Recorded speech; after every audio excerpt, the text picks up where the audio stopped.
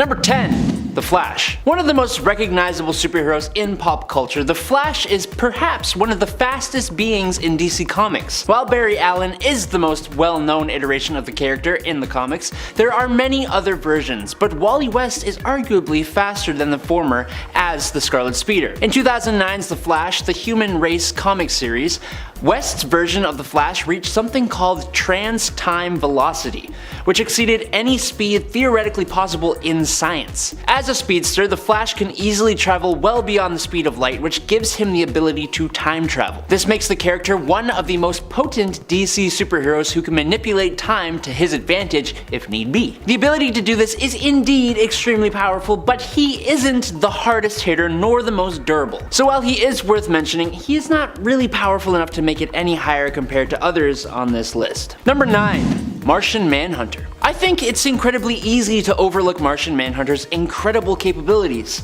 Yes, he is more well known for being a telepath and a shapeshifter, but this guy packs a hell of a punch with the Martian abilities of phasing, Martian vision, and density alteration. Now, his probably most powerful form was when he became Furnace, completely negating his weakness for fire. But Furnace was a villain and therefore cannot be on this list. But in DC 1,000,000, we get a John Johns who leads a war against Darkseid and gets him to surrender to the Source Wall, becoming trapped inside of it. The Source Wall in return gave John one wish. His wish was to become one with Mars, meaning John became a living planet while maintaining his multiversal telepathy and his genius intelligence. We don't get to see much of this version of John, but we can guess a lot of things about this version. Firstly, his weakness to fire is probably non-existent, because I mean, people gotta make fire on the planet, you know? We can probably assume John keeps his other Martian abilities to a degree as well, and there's also the possibility that the passage of time has increased those natural abilities considering he's defeated Darkseid. We can also assume he would now also have the powers that usually come with being a living planet, like weather manipulation and control of the elements. He can control the sands of Mars to an incredible degree too, so there's that as well. Number 8. Tales from the Dark Multiverse, Wonder Woman, War of the Gods. I don't even know what to really make of this multiversal story. All I can tell you is buckle in because this Dark Multiverse story is, yeah, dark. To be fair to this one shot though, I don't really even know what to make of the War of the Gods story in the main continuity, which I also found a little confusing, so it makes sense that this is where I would be as well with the Dark Multiverse version. A little confused. In this story, the Amazons of Themyscira end up in a war with the United States. When Diana is pulled into a battle with Hecate as a result of these events, where in the main continuity Hecate was defeated by Wonder Woman's lasso of truth, here she just ends up planting a seed within Diana's mind. Diana defeats her, but only temporarily. Following the death of Hippolyta, her mother, Diana is left weak, fearful, alone, and resentful, and this is when Hecate is able to take over. Unable to free her, all of Wonder Woman's friends die trying to. The only way to contain Hecate Wonder Woman is with magic, and many of her magical colleagues actually die in the attempt to do so. Hecate as such ends up chained, but of course so is Diana, unable to find the hope to escape her own internal prison. Of course, like most dark multiversal tales, we end on a pretty dark and tragic note. But that's okay, Zatanna's never gonna give up. Number 7. Shazam. Billy Batson is just a wee lad who, thanks to the wizard Shazam, could transform into a powerful magical hero named Captain Marvel, or if you prefer, just Shazam.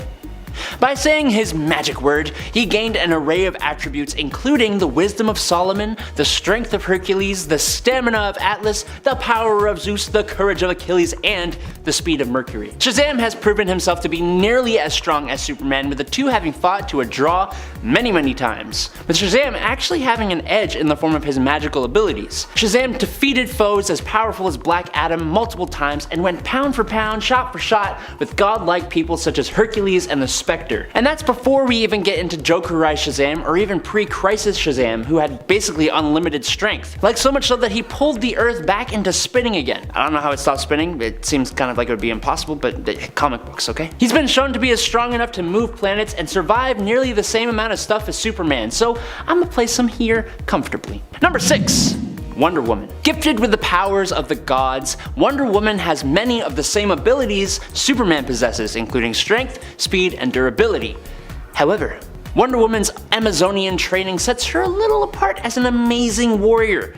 It's been debated for years whether Diana could beat Superman in a fight, and while she's shown to be capable of hurting him at the least, she doesn't have the same raw amount of power. Instead, Wonder Woman dominates her opponents through a combination of her special abilities, superior tactics, and special equipment given to her by the gods. But she has been elevated beyond this. When Diana was empowered with the World Forge and the anti-crisis energy at the end of Doom War / during Death Metal, she had enough power to shake stars and phase throughout time through sheer strength. She had displayed the ability to shrink an entire planet and was able to link everyone together and restored their memories as one history, as in all of DC's continuity. She has cosmic awareness, she's able to see multiple events during the war against the Batman who laughs at once, as well as precognition and retrocognition. She was crazy powerful for that time. Number 5. Superman Prime. The Kal-El, who lived to the 853rd century, survived as long as he did by literally becoming the living extension of the sun. He left the Earth somewhere in the late 21st century when everyone he cared about died, and traversed the entire DC multiverse going beyond time and space, and has been said to have reached as far as heaven and hell themselves. He was created by Grant Morrison and Val Semeiks, and first appeared in DC 1,000,000 #4 in 1998. Now, this version of Superman has pretty much all of the same general powers of his normal self, only Superman Prime remained in Earth's sun for 15,000 years, increasing his abilities to immeasurable levels. He is known to dwarf the might of even the massively powerful Kal Kent, who is himself more powerful than the gravitational pull of a collapsing star and is multiple times faster than the speed of light. But he is still kinda just Superman who can do a hell of a lot by just strengthening the heck out of it. Number 4. Elaine Belloc. Bet you weren't expecting to see this girl here. But Elaine Belloc is the successor to the throne of heaven, and that's quite something in my opinion. Elaine has got the powers of atomic manipulation, magic, immortality, omniscience, omnipotence, and omnipresence. While you may not expect it, she is one of the strongest inhabitants of the DC universe. Compared to other characters on this list, Elaine is a newer addition to the DC canon as she first appeared in Lucifer #4 in September of 2000. But despite that, she has quickly climbed the ranks of DC's most formidable characters, and that's before she gains even more power after Fenrir the Wolf de-lifes her father, effectively making her the ruler of heaven after the presence departs. Since she isn't really a hero and is more kind of just like both good and bad, she does align good more than not, and I found it kinda hard to find a proper place to put her on this list, so I'm gonna go with 4, and we'll suffer the consequences of my decision. Number 3. The Broken. The Broken is one of the scariest versions of Batman around, in my humble opinion. While many others might not put him at the top of their list, for me, he has to have one of the be-all, end-all of chilling origin stories. The Broken version of Batman, who later goes on to become one of the Dark Knights, first appeared in Tales from the Dark Multiverse, Batman Nightfall. Here we learn that in this much darker alternate reality, after having his back broken, Batman also had Azrael taking over the mantle of Batman, but when he returned, he was unable to take back the cape and cowl from him, instead being defeated by Jean-Paul Valley. Valley would go on to become Saint Batman, and Bruce Wayne would be kept alive as like a head and a torso, connected to a bunch of machinery and tubes. Bruce suffers unbearably painful seizures while kept in this form, and is eventually healed and rescued by the son of Bane and his mother, Lady Shiva. However, Bruce ends up revealing himself to be even worse than Saint Batman when it comes to his dark vision for Gotham. What a twist. Number 2. Batman Reptilian. Ah yes, the story of an alien baby that belongs to Killer Croc because he was influenced by aliens while inside his mother's womb, which is how he's even mutated and also makes him like, I guess, a hybrid alien-human creation technically. In this beautiful yet bizarre story, Batman is attempting to track down whoever is killing all of his rogues. What he finds out though is that it isn't any one of the other villains, but Croc's baby that he just gave birth to. Killer Croc of course didn't know that he could do that. I mean, neither did we. It turns out that this is a result of him being part alien in origin, or being tampered with by aliens when he was like a fetus. The newborn babe, it turns out, just wants its mama. But for what purpose remains to be seen. Killer Croc can't nurture it, as you know, he doesn't have like the biological equipment for that. After we get through that whole slog of that's not gonna work, it's also implied that the giant alien monster baby wants Croc to mate with it.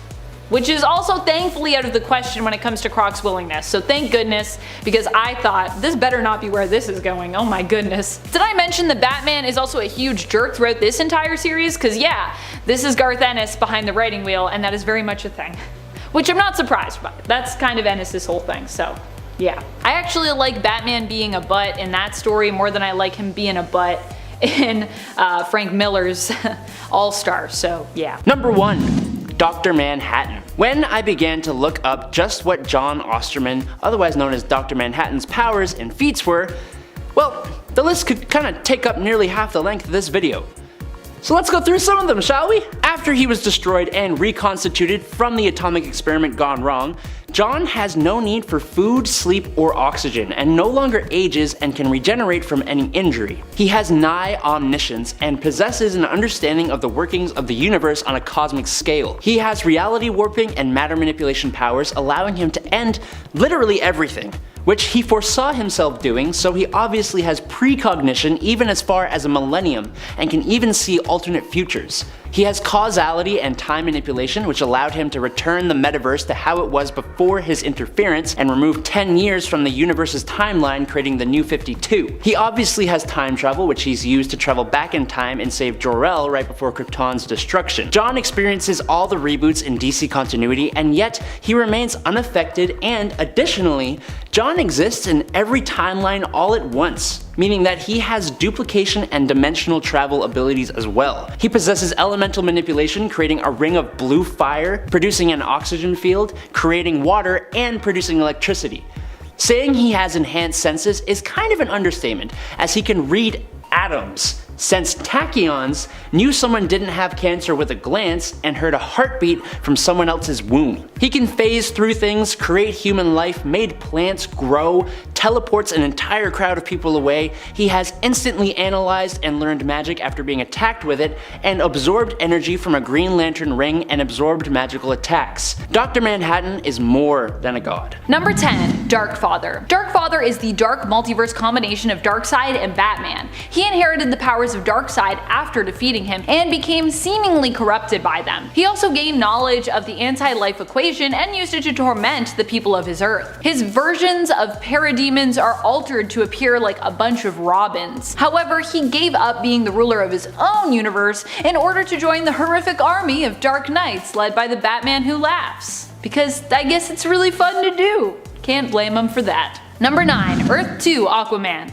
Or I guess Earth -2 Aquaman, cause Dark Multiverse? This version of Aquaman comes to us from the Tales of the Dark Multiverse reimagining of Crisis on Infinite Earths. Here Aquaman is the result of his father's mad science experiments. His father made it so that his son would be able to breathe underwater. Born a human but turned merman, Aquaman in this reality always felt like an outcast. Not only is his origins more dark and horrific, but this is also a version of Aquaman that you would certainly not want to come up against. While fighting against Surtur with his fellow members of the Justice Society of Earth, he unleashed 3 massive megalodons on the villain. Yikes. Ooh, I guess megalodons are real on that planet. Are megalodons real on our planet? That's the real question. Number 8. Skeleton Barry Allen. This version of Barry Allen, who appears in Tales from the Dark Multiverse, Dark Knight's Metal, ends up becoming reduced to a skeleton that is animated by the Speed Force. True story. He is like a monstrous version of his former self, but at least he is still a hero. This skeleton version of what remains of Barry Allen is the one who stops Bat family member Duke Thomas, aka Signal, in order to get Duke to confront those he had left behind when he left to try and save the multiverse. In the end, Duke joins the remaining heroes in a final stand, and Barry gives his life to help him in his attempt. And friends, before we move on to this next spot, just a quick reminder to give this video a thumbs up if you're enjoying it, and if you want me to talk more about the Dark Multiverse, which I'd love to talk about. I know it's not really here anymore, but I still love it. Number 7. The Flash. This version of the Flash is actually Reverse Flash, aka Eobard Thawne. I know. In a dark multiverse reimagining of the event Flashpoint, Thawne ends up defeating Barry Allen when the lightning strike meant to give him back his powers instead kills him. Oh no. With Allen now dead, Thawne is free to take his place as the Flash and focus on making the world just how he thinks it should be, basically terrorizing anyone who would potentially act against him and his will. It's frightening to imagine a world where Reverse Flash wins and ends up getting to become his own version of a hero as a result. I feel like Thawne would not make a very good hero. Number 6. Dread Lantern. Dread Lantern is a tragic dark multiverse version of Alan Scott, who leaps out of the pages of Tales from the Dark Multiverse Crisis on Infinite Earths, one of the new tales to come at us near the end of last year, December 2020. In this story, our heroes face off against the villain known as Surtur, and end up only surviving because Alan Scott sacrifices himself to become the herald of Surtur, the Dread Lantern. In doing so, his Earth is permitted to live, but at the cost of many other worlds that he must help Surtur to destroy. Dread Lantern's sacrifice is heartbreaking as his son, Todd Rice, aka Obsidian, mourns the loss of his father. So sad. Number 5. The Silenced. Batman is often a figure who evokes fear among villains. Fear in many ways is what gives him presence and gives him power, and a lot of the times it is that fear that he evokes that gives him an advantage. This version of Batman plays up the element of fear, turning it all the way up to 11. In Tales from the Dark Multiverse Batman Hush, we get to see Bruce Wayne become a heroic but still terrifying version of that Hush character. Here he is known as Batman the Silenced. This version of Bruce ends up being taken in by his friend Thomas Elliot's family following the untimely death of his own parents. Becoming increasingly unstable after witnessing their murder, he eventually is committed to an asylum, with Tommy taking over Wayne Enterprises eventually, and going on to become a corrupt senator. Later we discovered that Bruce was faking a worsening psychosis as part of a plot to take out all those really responsible for the death of his parents after uncovering the truth. Here he becomes one of the most fearful symbols of the Bat I have ever seen in the comics. If you want a good scary story, you should check out Batman the Silenced and this issue. It's awesome. And I really want to hear someone play the music that's in it, to be honest. It's so spooky music. Number 4. Robin King. This twisted version of Batman is known as the Robin King. His story is told in Dark Knight's death metal Legends of the Dark Knights. In this reality and story, Bruce Wayne is the one to shoot down his parents so that he can be free of them. It's implied here that he was basically born violent and with homicidal tendencies, which only become worse following the death of his parents. Inspired by a robin instead of a bat here, its song reminds him of the delight and joy he felt when killing, and so he set out to do just that. More of that. Oh my. Inspiring other youth to rise up against the old. He also planned to eliminate the established superheroes of his world, learning their weaknesses and arming himself against them. This version of Bruce is not only responsible for the death of Thomas and Martha Wayne, but also took the life of Jim Gordon and Alfred as well in this universe. That's dark. Number 3. Captain Atom. Nathaniel Atom was transformed into Captain Atom in the 60s after being semi-forced to participate in a potentially fatal experiment sitting at ground zero of a nuclear explosion encased in an alien metal. The explosion didn't kill him though. What it did do was bond the alien metal to his flesh, giving him superpowers and throwing him 20 so years forward into the present day. The alien metal gave him incredible abilities such as flight, matter manipulation, energy manipulation, time manipulation, energy absorption, telepathy, spatial manipulation, quantum manipulation, force field creation, time travel, magic, and mind manipulation, and control of the quantum field. These powers have let him perform some insane feats, like creating a universe within the quantum field and later destroying that universe, fighting Superboy Prime, easily defeating a team composed of multiple versions of Atom, before absorbing them and creating an explosion powerful enough to destroy a universal space-time continuum. He is truly an insanely strong being, and I would be ashamed to not include him on this list. Number 2. Gaia. Terra becomes Gaia in the Tales from the Dark Multiverse version of the Teen Titans Judas Contract story. And Gaia? Well, she's pretty terrifying. This whole story is really brutal. Perhaps one of the most brutal tales from the Dark Multiverse. Here, Tara ends up turning on her mentor, Slade Wilson, before going after the Teen Titans themselves, making quick work of them and the established, fully grown heroes who come after them, including Superman. Superman! It's gruesome and heart-wrenching and brutal. So if that is your kind of story, you will definitely want to check out this one and this version of Tara. I kind of hope we somehow get to see her again, to be honest. She's just like such a ruthless villain, and I'm really sad that she probably doesn't exist anymore now. I just bummed myself out. Number 1. Batman Who Laughs. Although he may have transcended and be defeated now, Batman Who Laughs remains one of the most terrifying characters to come out of the Dark Multiverse, a version of Bruce Wayne who ended up being turned insane by exposure to the Joker venom. This version of Bruce killed all of his fellow Bat family members except for Damian, who he instead recruited to join him. Yay. Batman Who Laughs would serve Barbados, the Bat God, and go on to assemble an army of Dark Knights from across the Dark Multiverse to join him in reshaping and conquering all of reality, becoming one of the most feared villains in all of DC's history, not just even within the Dark Multiverse. Number 10. Tales from the Dark Multiverse, Batman Hush. I actually really love this story, but it's also kinda out there, especially when you consider it has its own sort of theme song and a very creepy tone. In Tales from the Dark Multiverse Hush, Bruce Wayne is the one who becomes a version of the Hush character. It would be more accurate though to say that he becomes a version of Hush and Batman if they were kinda like combined together. Here, Thomas Elliot instead becomes a rich billionaire playboy and also corrupt senator, allying himself with Talia al Ghul. He manages to make it so that Bruce was locked away in Arkham Asylum. Despite feeling slightly guilty about doing this to his childhood friend, overall Elliot is pretty okay with the way Bruce is imprisoned and treated there. However, after faking his death, Bruce Wayne manages to escape Arkham and becomes Elliot's worst nightmare. And just for a fun fact, he doesn't go by Hush in this one though, he's the Silenced. Shh. Get it? Still like Hush. Number 9. JLA the Nail. This is an Elseworld story that centers around a literal nail. The nail in question is one that punches Martha and Jonathan Kent's tire, thereby preventing them from intercepting and adopting little baby Kal-El, who would grow up to become Superman. Or at least he would have grown up to become Superman if that's what happened. In this world, instead, there is seemingly no Superman. As such, Lex Luthor is successful in making the JLA a band of outlaws. Instead of them being celebrated heroes, they're kind of considered to be somewhat criminal, despite of course their noble intentions. What I will say is at least a lot of this artwork is pretty good. Most of the limited series ends up being kinda dull, save for a few scenes and plot points. The parts that I found the most interesting were one where Selina gets therapy while sexy posing on a desk, another being a fight involving Joker with anti-grav mitts versus Batman, which takes place after Joker has successfully killed Batgirl and Robin.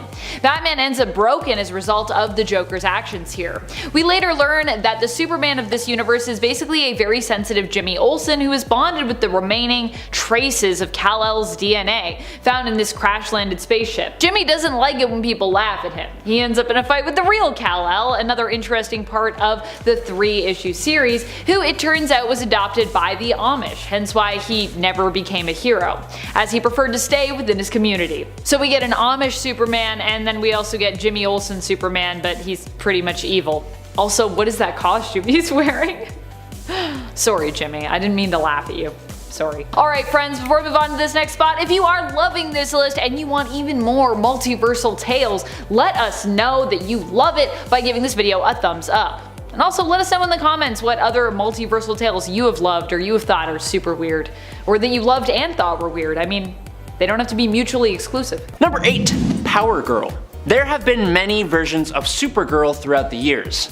None were remembered as fondly as Kara Zor-El, the cousin of Superman. While Kal-El was rocketed to Earth as a child from a dying Krypton, Supergirl was sent out from Argo City as a teenager. She became trapped in suspended animation until she finally arrived on Earth, where she soaked up a ton of solar radiation. Now yes, Supergirl is powerful, but there is a more powerful alternate version of her in the form of Power Girl. Power Girl has all the powers and abilities of a Kryptonian and is pretty much just like Supergirl, with a major difference being she is older than her counterpart and therefore Karen's star, Power Girl, is far more powerful. Over the years, she has evolved again and again to fit the continuity, but she's still considered one of the strongest DC superheroes. Power Girl has been able to knock out Superman in just one punch when she was needed to. She can stand up to Supergirl and even Wonder Woman in the heat of combat, and she's even been able to beat up someone as powerful as Darkseid. Number 7. JLA Act of God.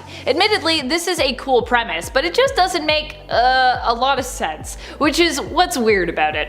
In JLA Act of God, an Elseworlds 3-issue miniseries, we get to explore a world where all the heroes of Earth have simultaneously lost their powers. Well, at least almost all of them anyways.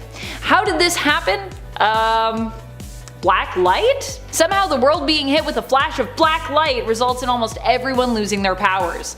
I guess normally superheroes don't go to raves or anything, where black light is, I feel like, very common. Although this is attributed to the black light, some might call it an act of God. A later on, very suddenly, devoutly Christian Diana Prince at least would probably claim that. Diana, haven't you met gods? How does that make sense? What's really ridiculous is in the first issue, as we go through the moment this happened, the world over, we get to see just how diverse not only everyone's powers are, but also when it comes to the source of their powers, just how diverse it is. In one page, we go from Steel losing complete control of his systems and suit as he plummets to his doom, to Aquaman losing his ability to connect with the creatures of the sea telepathically and his ability to breathe underwater. At the same time, Kyle Rayner also has lost control of his Green Lantern ring, which seems to now just be, I guess, a really unique and trendy looking accessory. How could a flash of black light affect almost everyone in this same way? Like I said, it's a cool premise, kinda wonky execution though. How is Steel affected by this? Didn't Steel make his suit? I'm confused. Number 6. Facets. What happens when we get to see the Teen Titans as they be in a fantasy setting? Well, a whole lot of weirdness. Raven of course ends up evil, known as a deadly and beautiful sorceress, Queen Raven. She creates her own loyal servant and accomplice with Victor Stone, or at least she tries to, transforming him permanently into a cyborg. It turns out this isn't all that Raven's been up to though. She has a whole collection of prisoners whom she has transformed in some way, and when Cyborg refuses to join her, she also contemplates holding him there with the rest of them. So apparently she does this a lot. Seems like her deals with people don't usually work out. I guess she's just hoping that one day that'll change. She's like, I'll just keep doing it. Eventually someone will be loyal to me. If I try it enough times, it's gotta work. In this story, Coriander is a prisoner of some goblin mages who use cosmic energy to transform her into Starfire. The comic features an all-out battle between Raven and Starfire, joined of course by the rest of the Titans. Nightwing goes on a trip inside Phantasm's cloak, literally looks like he's tripping out, and eventually Trigon joins the party when he is summoned by his daughter Raven. You can check it all out in the 1994 New Titans Annual. It's weird. It's definitely weird. Also, some of these outfits are interesting. Number 5. Superman at Earth's End. I don't even know where to begin with this comic. Oh boy. Okay, so Superman here is one of the first iterations of course, the old man heroes to come that we've come to love so much. See, before there was Old Man Logan, there was Old Man Supes. In this Elseworld story, we are in a post-apocalyptic future where machines rule supreme and mutants basically run amok. Also, there is an army of Batmen and vicious biker gangs because, I mean, why not? The year I believe is 2102, so possibly this is what we'll be dealing with in just over 80 years time. Honestly, the way things are going, I could maybe see that being our future. Superman is recharging and recuperating his strength when he hears about the plan to nuke Gotham City. He aims to save the city, but of course without doing any killing, because you know, he's Superman, and of course no guns, because he's Superman, except for the part where he uses guns to kill people. Except for that part. Mostly robo and really bad people though, so I guess for Supes it doesn't count. It features the famous "I am a man" memeable moment, which actually was shouted in response to an android by the way, so out of context it's really weird, but within context it actually kinda makes some sense. It's still pretty weird, but it's not as weird. Also, shortly after claiming that he doesn't need weapons, Superman chooses to wield a ridiculous mega gun known as the Expunger. It's crazy. I just love that he's like, I don't need weapons because I have powers. I would never do that. And then flip to like 2 pages later and he's like, look at this giant expunger, I'm gonna use this mega gun. Number 4, All-Star Batman and Robin.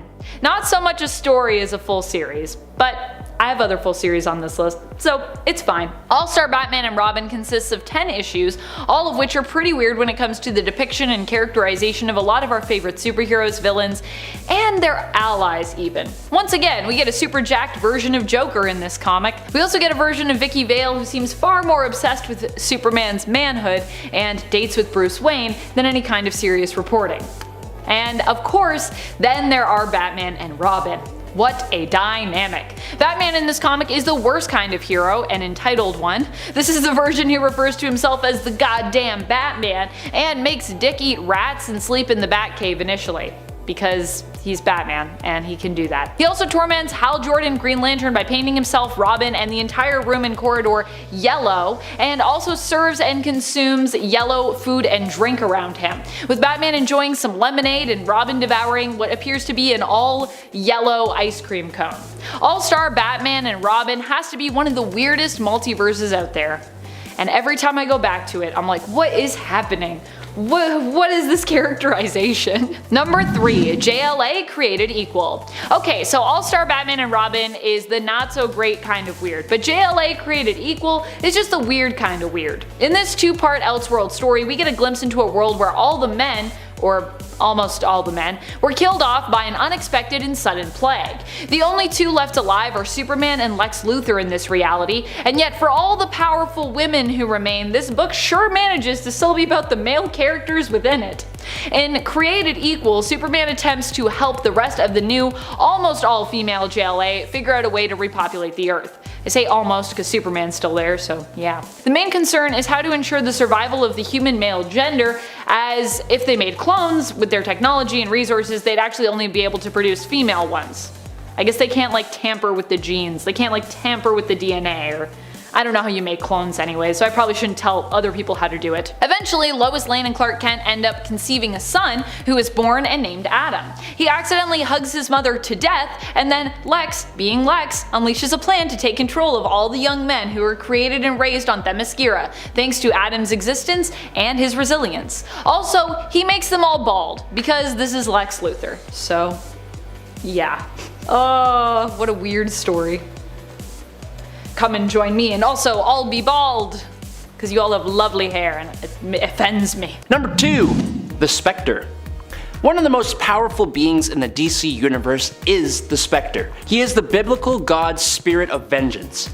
He blesses whoever his host is with nearly unlimited magical potential, flight, invisibility, and intangibility. The Spectre can inflict death with a glance, revive dead men, materialize in multiple locations simultaneously. He has molecular reconstruction. He can heal wounds with a touch and can teleport as well as alter his size, implying he has matter manipulation abilities.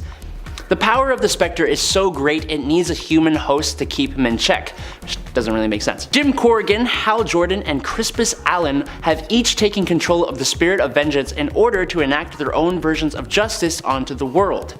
One of the Spectre's most impressive physical feats is the fact he could engage the Anti-Monitor in hand-to-hand combat for control of all creation. It's hard to find heroes more powerful than the Spectre, but there is one. Number 1, Batman Last Night on Earth. This one was where the thumb came from in part 1 of this list. I had intended to actually include this story there, but then I got distracted by the Batman and Lobo crossover. Understandably so, I think, because that's also super weird. But that's fine, because it just means that Last Night on Earth gets a higher spot on this list of bizarre multiversal DC stories. Batman Last Night on Earth is a book that exists outside of the continuity and belongs to the DC Black Label line. Also, Reptilian is part of that same line, just so you know. Black Label primarily is made up of titles that are more adult in terms of their content and their themes. Here, that translates to Batman wearing a straitjacket version of his suit in a post-apocalyptic future, where Joker is just a head in a jar. They also end up fighting giant monster baby Green Lantern constructs in issue number 1, just to give you a sense of the level of weird that we're dealing with here. But it's like a fun weird. It's like a, I'd recommend this weird. I give it 2 weird thumbs up.